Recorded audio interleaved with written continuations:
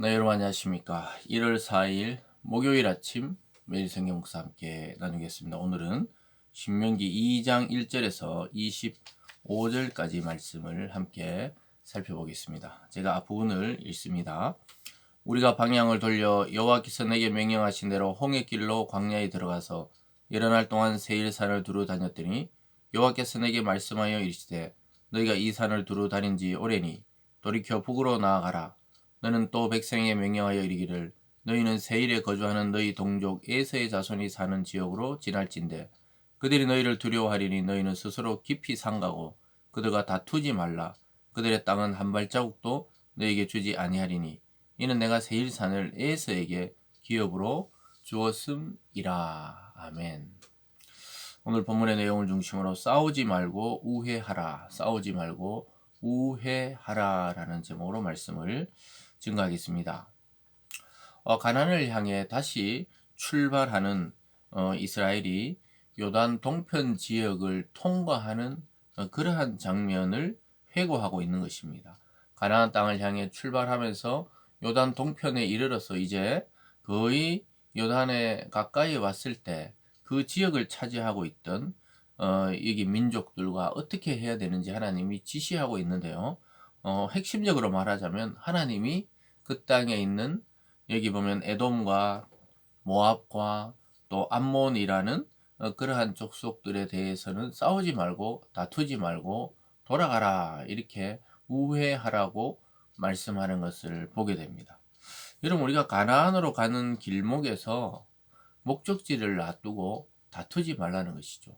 하나님이 주시는 그 크고 위대한 언약의 땅 앞에서 이 강을 건너기 전에 요단 서편이 이제 원래 가나안이고 동편인데요. 그 동편 지역이 거기는 너무 비옥한 거예요. 너무 좋아 보이는 거거든요. 그래서 그것에 대해서도 욕심이 생길 수 있으니까 아예 하나님이 돌아가라 이렇게 말하고 있는 것을 오늘 보게 됩니다. 거기에 대해서 모세가 후 세대들에게 그 과정에 대해서 오늘 또 회고하며 설교하는 장면인데요.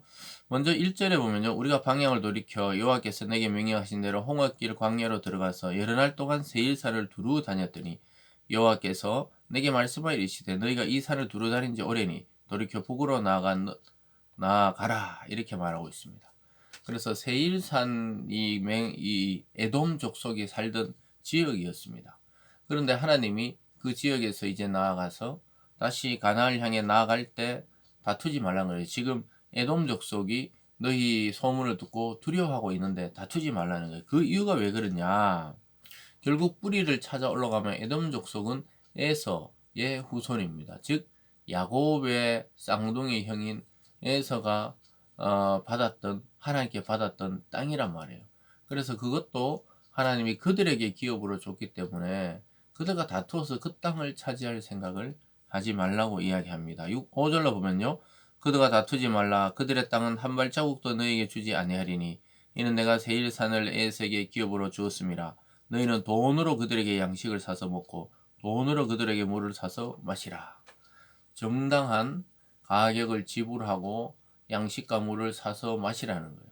그래서 적국이라 보다는 사실은 형제의 나라나 마찬가지라는 거예요. 에서에게 기업으로 준 땅이다. 비록 약속의 아들 야곱, 즉 나중에 이름이 이스라엘로 야곱이 바뀌면서 그 족속이 이스라엘 족속이 되지만 그 야곱과 에서는 원래 한 배에서 나온 쌍둥이라는 것이죠. 그래서 하나님이 다투지 말고 또한 하나님이 그들에게 주신 땅이라는 거예요. 거기는 가나안 본토가 아니기 때문에 그것을 차지하지 말고 싸우지 말라. 똑같은 원리를 가지고 두 번째로 모압과도 싸우지 말라 그래요. 왜냐하면은 모압도 우리가 롯기에 나오는 롯의 후손이었습니다. 그래서 아브라함의 조카 롯의 후손이 그곳에 살고 있었기 때문인데요. 9절로 가면 여호와께서 내게 이르시되 모압을 괴롭히지 말라. 그와 싸우지도 말라. 그 땅을 내가 내게 기업으로 주지 아니하리니 이는 내가 롯 자손에게 아르를 기업으로 주었음이라. 이렇게 말하고 있습니다. 아까 앞에서 봤던 그 에돔의 원리와 똑같죠. 결국은 아브라함의 후손인 이스라엘이 이 롯의 후손과 싸운다는 것은 결국 집안 싸움이 되고 또한 하나님이 롯의 후손에게 주신 땅이기 때문에 그것을 차지할 수 없다. 또 아예 싸울 생각도 하지 말라고 명령하는 것을 보게 됩니다. 그 와중에 하나님이 이런 시간들을 통해서 전 세대들이 다 그 광야에서 죽는 장면에 대해서 모세를 통해 말합니다. 14절에 가보면요. 가데스 바네에서 떠나 세렛 시내를 건너기까지 38년 동안이라. 이때 그 시대 모든 군인들이 여호와께서 그들에게 맹세하신 대로 진영 중에서 다 멸망하였나니, 이렇게 말하고 있습니다. 1세대가 드디어 다 멸망했다. 이제 하나님의 그 말씀대로 이 세대를 통해 가나안에 진입할 직전이라는 것을 보여주고 있죠. 이처럼 에돔과 또 모압과 다투지 말라 하신 하나님은 오늘 마지막 세 번째 암몬도 괴롭히지 말고 그 땅을 차지하지 말라고 이야기하는 것을 보게 됩니다. 19절에 가보면요. 암몬 족속에게 가까이 이르거든 그들을 괴롭히지 말고 그들과 다투지도 말라. 암몬 족속의 땅은 내가 내게 기업으로 주지 아니하리니 이는 내가 그것을 롯 자손에게 기업으로 주었음이라. 역시 암몬 자손도 모압과 같이 롯의 후손에게 그 땅을 주셨기 때문에 돌아가라, 이렇게 싸우지 말라, 이렇게 명령하는 것을 보게 됩니다. 그래서 다투지 않고 지나왔다고 지금 이야기하고 있는 것이죠. 사랑하는 여러분, 우리가 어떠한 하나님이 주시는 목적지로 가는 곳에 더 좋아 보이는 것이 있을 수 있어요.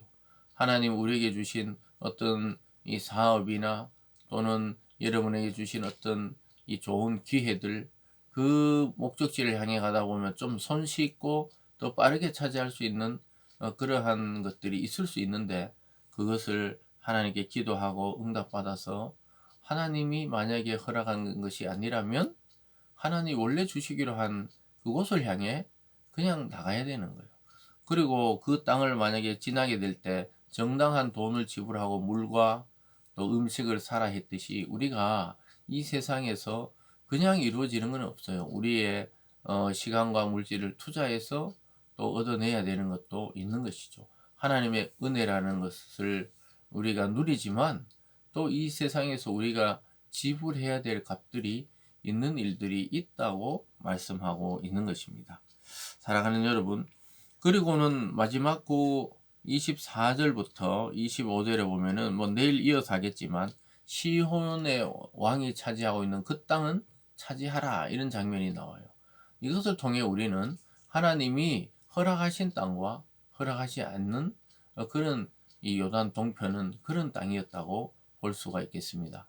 그래서 하나님이 차지하라는 것은 과감하게 가서 차지하고, 하나님이 그냥 지나쳐야 하는 것은 지나쳤어야 된다는 것이죠. 물론 나중에 암몬이나 모압이 이 이스라엘 민족을 굉장히 괴롭게 하기도 합니다. 그러나 이 출애굽을 향해서 또 광야를 지나 가나안에 가는 그 과정 중에 있던 이들과 다툴 시간도 없고 다툴 필요도 없었던 것이죠. 하나님이 허락하고 허용하시는 길을 걷는 우리들이 되어야 하겠습니다. 가나안을 향해 다시 시작된 이 믿음의 여정, 이것을 바라보면서 우리가 올 한 해 다시 시작된 이 믿음의 여정을 하나님의 말씀에 의지해서 끝까지 승리할 수 있도록 우리가 말씀에 주의를 기울이고 그 말씀을 따라 우리가 하나님이 주시는 땅을 향해 또 그 복을 향해 나가는 우리들 되기를 바랍니다. 기도하겠습니다. 사랑의 하나님 아버지, 다시 가나안을 향해 가는 이스라엘 민족에게 하나님이 쓸데없는 전쟁이나 다툼이 일어나지 않도록 미리 알려주고 경고하고 계십니다.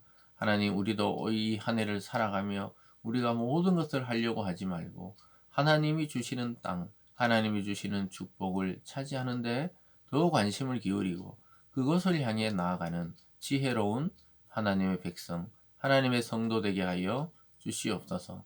감사드리며 예수님 이름으로 기도드리옵나이다. 아멘.